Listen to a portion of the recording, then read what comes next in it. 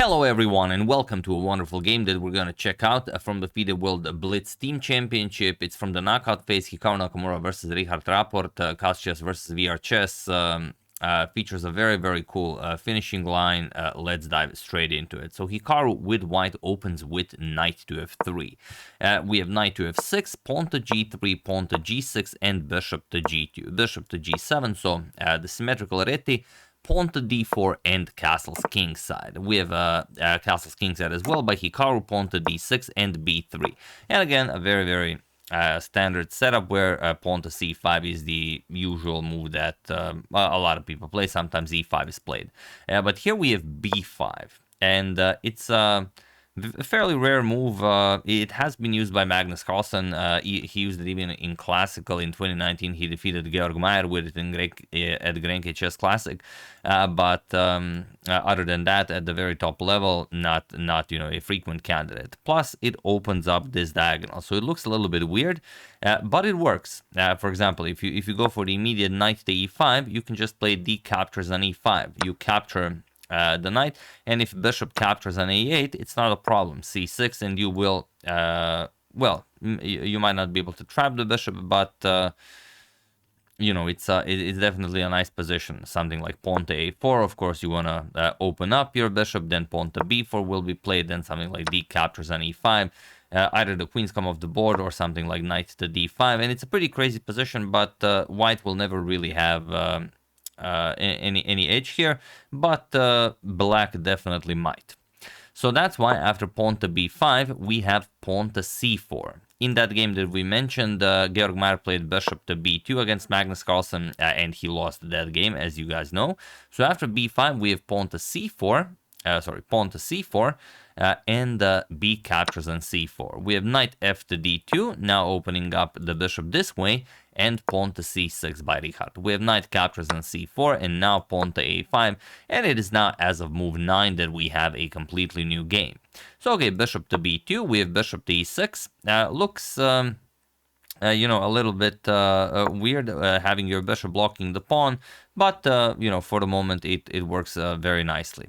We have knight b to d2, and now you would love to play c5, as this pawn is definitely a weakness. You cannot develop your knight because of it, but if you did that, you're going to lose the rook. So first rook to a6, and now rook to c1, where pawn to c5, if you play it now, then something like d captures on c5, d captures on c5, and okay, the game continues. Black can definitely play it. Maybe the c pawn will be a little bit weak, but okay. Instead, we have knight b to d7, queen to c2, and only now Richard executes pawn to c5.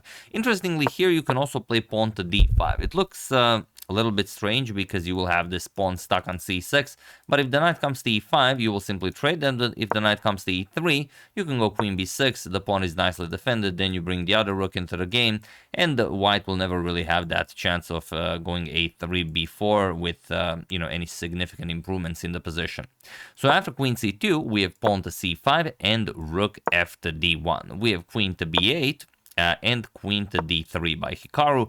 C captures on d4, we have bishop captures on d4, and now knight to c5. Attacking the queen, queen c3, so you have to be a little bit careful what you're doing with the knight on f6, not to blunder that bishop.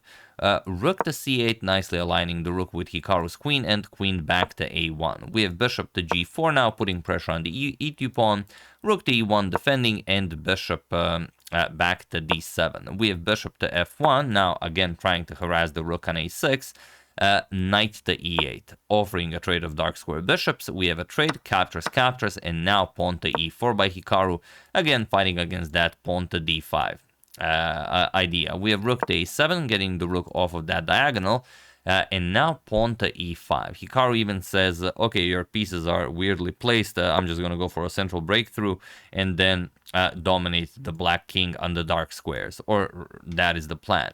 So pawn to d5 kicks away the knight, we have knight back to e3, and here, like I said, if you play pawn to e6, you kind of, trap your own bishop behind those light squares in your own half of the board, and then, you know, the knight comes to g4, and it's very easy to shift that queen into the attack. Maybe the queen comes to h6, knight is coming to f6.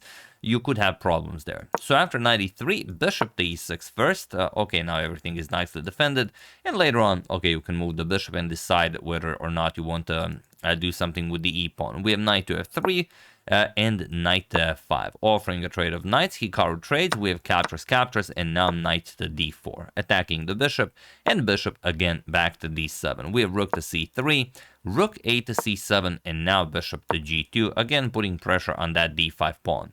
Finally, pawn to e6, and now rook to d1. You might be thinking, why not rook to c1, as Rapport also has the doubled rooks on the c file. Well, the problem with rook c1 is this knight to d3 annoying move, which attacks the rook on c1 and also puts pressure on the rook on c3. So you would have to trade, for example, captures, and now black wins the c file. And as the c file is the only open file on the board, that would definitely be advantageous for black. So after e6, we have rook to d1, stopping this knight to d3 idea. We have queen to b6, and now h4. Hikaru wants to go after the black king. Probably the idea is h5, h6, and then you somehow get the queen over to the dark squares and checkmate the black king. That would be the ideal scenario. However, here pawn to a4 was played by Richard, and Hikaru continued with pawn to h5. And pawn to h5 is a terrible move, but that's the beauty of playing Blitz. Very little time on the clock, and you don't have time to take advantage of everything. But you guys have time. If you like, of course, pause the video and try to find the move Rapport missed in this position. Have at it. Rapport missed the very straightforward knight captures on b3. So Hikaru stopped knight d3 with rook d1, but knight b3 now comes with an attack on the rook and also the queen. And you really have nothing better than to give up the exchange. Captures on b3, and after captures, you get this position where you're down the exchange, and okay, you have the pass b pawn, which is very nice, but still not, it's not a lot. There's not much you will be able to do here with white. You're just down the exchange and on your way to losing the game. However, after h5, obviously Hikaru confused Rapport just enough. He played a captures on b3, and now after a captures on b3, knight to e4. And the position is still perfectly fine for black. It's just that capturing on b3 with the knight was much better. Hikaru trades on c7, we have captures, and now, of course, the knight is too strong to remain here. Bishop captures, d captures, and now knight to e2. The knight is coming to f4, where you will put more pressure on that king's side, and later on you can even remaneuver it, maybe to g2 to e3, g4, f6, h6. So it's going to be a very strong knight, as you only have a light square bishop, and the light square bishop cannot take care of those dark squares. Rook to b8, going after the pawn to h6. Hikaru says you can have the pawn, but of course if you capture the pawn, then rook captures on d7, and that's it. Or you could go with queen to a8 with check first. It doesn't really matter. There's not much that you can do. For example, rook to b8, again, rook captures on d7, and you can't take care of everything due to the back rank weaknesses here. So you can just resign here. You're down too much material. So after h6, bishop to b5. Of course, the bishop cannot remain here as a target, so Richard finds a way to move it with tempo. Knight to f4, and now queen e7. Queen e7 with the idea of just going after that h6 pawn. Once you eliminate that, it will be somewhat easier to play, but Hikaru finds a brilliant maneuver, and that is queen to c1, where Richard has a very difficult position, but all in all, you have to maybe put pressure on the h-pawn via the f8 square, and then Hikaru doesn't really have anything better than just going back knight to g2, so the queen nicely defends the pawn. But still, white is definitely to be preferred here due to the passed b-pawn. But after queen to c1, Rapport played queen to g5. It seems like it's the exact same idea. You're going after the h-pawn, only this way you're also sort of threatening to trade queens if the knight moves.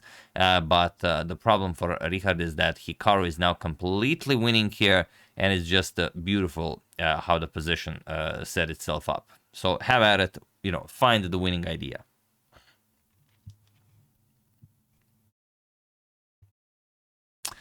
The winning idea is knight to d5. And it doesn't look like much. Okay, obviously you cannot trade queens. If you trade queens, then first knight to f6 with check, king wherever. If you go king to h8, then just rook captures on c1. But even if you go to f8, you can even capture on h7 first. Then you give a check again, and then you capture on c1. And okay, you're only down a pawn, but you're dead lost. You're not going to be able to make a move. White will simply play g4, g5. The king has nowhere to go. You will also have to defend that f7 pawn, which is, I mean, how are you doing that? If you defend with the bishop, then the rook can never move because the bishop will be attacked. The king can never leave the corner if you defend with rook to f8, then still just rook c7, and then the rook is stuck there, so you can't really move anything. So it's you know, a dead lost position for black. So that's why queen captures on e5 was played, and this is the key move you had to find. Knight e7 with check.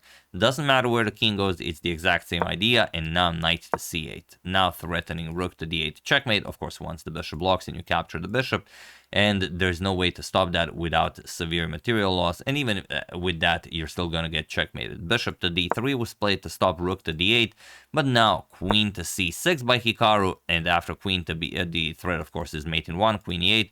So queen to b5 was played, and now Hikaru just played queen to c7, and he was in this position on move 44 that Rapport resigned the game, as there is nothing more to be done here. Now, Hikaru's move is you know, more human, and or you resign on the spot, because the only way to defend the checkmate is to somehow move the queen to defend it, and then you lose the rook. But, you know, of course, it makes zero sense to continue playing without the rook.